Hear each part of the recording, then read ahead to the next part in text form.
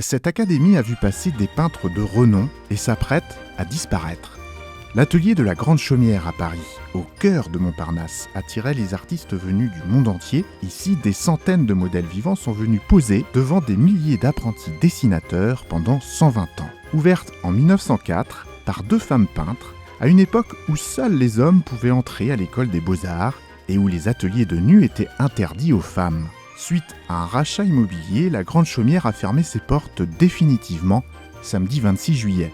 Une perte déchirante pour Alexandre de Broca, peintre professionnel, qui a fait ses classes dans ce lieu mythique. On entre, on ne connaît pas forcément ni le modèle, ni les dessinateurs avec qui on va se retrouver. Je dirais que c'est un mélange de personnalités.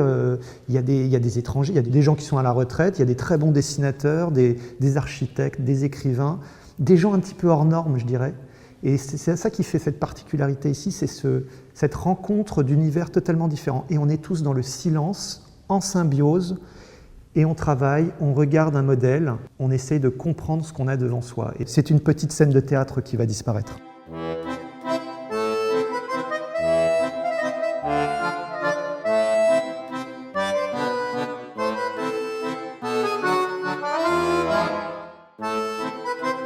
Donc prenez le temps, ce que vous décidez à mettre sur la toile, c'est au début qu'on doit le faire et pas à la fin.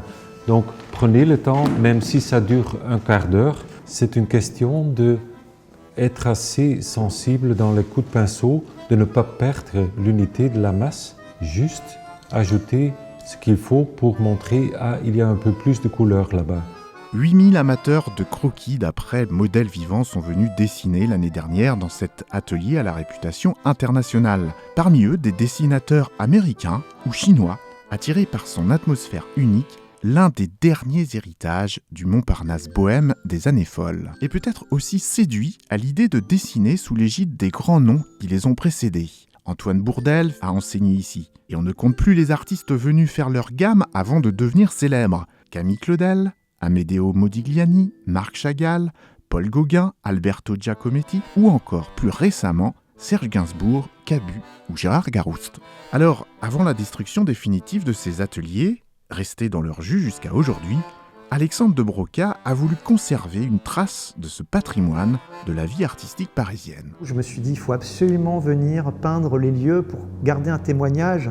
Et moi, je fais de la peinture à l'huile. La peinture à l'huile, c'est quelque chose qui dure dans le temps. Voilà. Donc pour moi, c'est un moyen aussi de faire un hommage à ce lieu que j'aime plus. Enfin, c'est vraiment un de mes lieux les plus importants dans ma vie, en tout cas en tant qu'artiste. Et donc, je suis venu peindre des choses un peu anecdotiques, un lavabo, un miroir, l'estrade qui est derrière moi, les tabourets, et puis tous ces ateliers, parce que là on est dans le grand atelier, mais il y a d'autres ateliers qui font partie de la Grande Chaumière et que les gens ne connaissent pas forcément.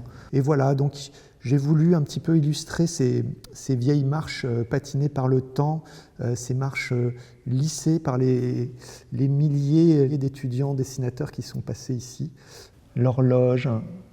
Tout le monde pense au temps ici. Le modèle, il doit tenir la pose pendant une demi-heure sans bouger. Enfin, les dessinateurs doivent finir leur dessin dans le temps imparti. Ça, c'est le petit cornet, qui est une tradition aussi dans les ateliers de croquis, où en fait, le modèle, il a, comme le chapeau de l'artiste pour les musiciens ou les comédiens, là, c'est le cornet pour les modèles. Et donc, on donne toujours une petite pièce en sortant si on est content de la pose.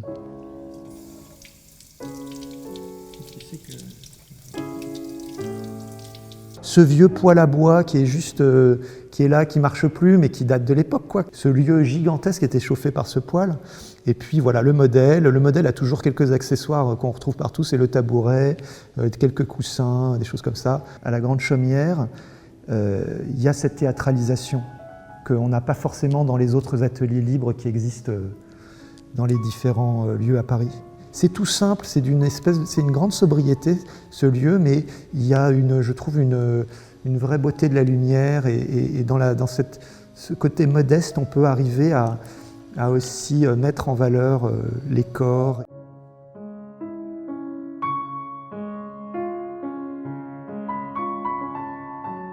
L'Académie de la Grande Chaumière est donc expulsée de son lieu historique, mais devrait réapparaître à une autre adresse prochainement. la mairie du 6e arrondissement a approuvé le projet de reconversion du lieu historique en espace muséal et commercial et n'a pas joué de son droit de préemption.